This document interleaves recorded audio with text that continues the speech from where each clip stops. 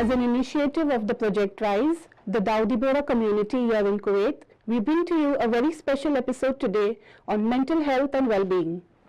As we all know, COVID-19 has created a mayhem throughout the world. It has generated a lot of negativity in our lives. Let's talk about something positive and how to change this negativity into positivity. To discuss with us in detail, we have with us our guest speaker, Ms. Maya Taher. Ms. Maya is a mental health advocate specializing in neuropsychology. She is also an author, a mentor, a coach, and a guide. Thank you, Ms. Maya, for joining us here. Thank you, actually, for choosing me to speak to your community. Thank you so much. It's one of the most active and most present community I have to acknowledge all around the globe. Thank you so much. And I truly appreciate the effort that has been put into delivering the right message to people at the right time. So thank you. Thank you so much for being with us here today. To begin with, what is the psychological impact that COVID-19 has created in our lives? Well, we have to acknowledge at first that the human brain is a social entity, right? So it grows and it enhances ever since we are infants in the uterus of the mother. It grows and it enhances based on social connections, okay? So what happened during COVID-19 is something that we are not used to as in human beings, and we are not used to as in human brains, okay? We've been isolated, we've been in a circle of uncertainty for almost 4 months now, I would say. True. And uncertainty again for the future, because we don't know until when this is going to be, how is life going to be afterwards, how is life going to be now, what is going to happen next. So we have a lot of questions that gone unanswered, and I think this is what actually makes people anxious, irritated, unstable. A lot of people had to leave their jobs, a lot of people have been laid off, a lot of businesses went out of business, right? And everyone is trying to readapt somehow to the new norm, knowing that the new norm is not something that we are familiar with. And some of us have been acting in denial. True. Which is the normal reaction of the human psychology. We repress emotions, we deny realities, we pretend as if something is not there because we want to run away from the emotional pain, okay?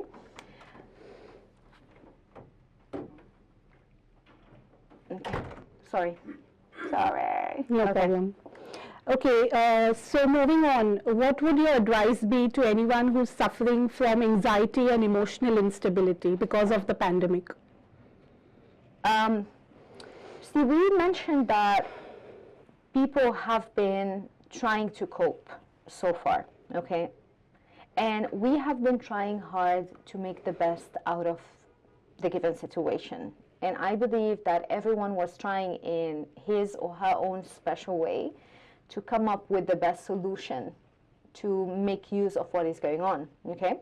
But among that, we still carry within us a lot of anxiety. And sometimes you cannot see it with your own eyes, right? Because the body within our human functioning is hypervigilant. Okay. But you look at faces, you don't see that. What's going in the mind? Yes. And because of this, we have been compulsive lately. Compulsive buyers, compulsive chefs at home, like everyone was trying to bake something or do something. Yes, all the hidden talents are coming out.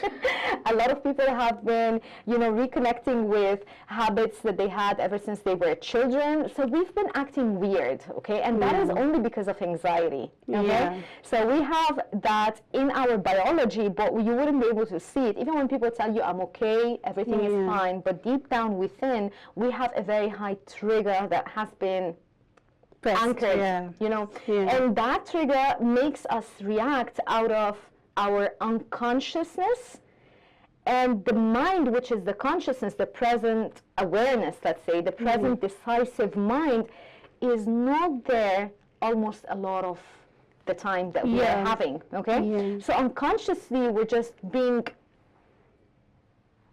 reactive beings. Right. Rather than responsible beings, okay? Because when we say responsible, it means I am using my conscious awareness, I'm mindful of what I'm doing, and I know why I'm doing what I'm doing. Right. But when your unconsciousness takes over, you just react unknowingly. Based on your fight, flight, or frozen sympathetic nervous system. Okay, so you either escape and you pretend nothing is there, or you do things compulsively, okay, or you just sit there not doing anything about anything, and you pretend that nothing is happening. Do you think the elderly are more affected with this?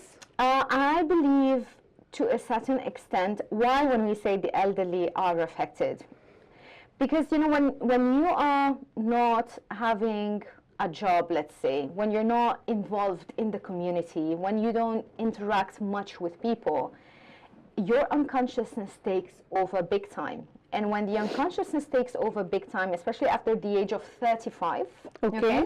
After the age of 35, 95% of your responses are run by the unconsciousness, okay? So 5% is only run by your conscious mind. So after 35, if you are not aware on what is going on inside of you, which is obviously because that is not something that you are specialized in, right? And not everyone is a psychologist or a psychiatrist or a neuroscientist. But you find yourself not having a job, let's say, okay? You don't probably have a source of income, okay? Maybe you rely on someone else to on your support children you. most of the time, to support you and to offer you your necessities. Right. And, you know, like, knowing that, I have to mention this, I believe people would want to know that the RISE project that is being run by the Dawoodi Bohras community is something that is looking now into taking care of the elders. So we have to acknowledge that, and we truly appreciate your effort. Thank you so much.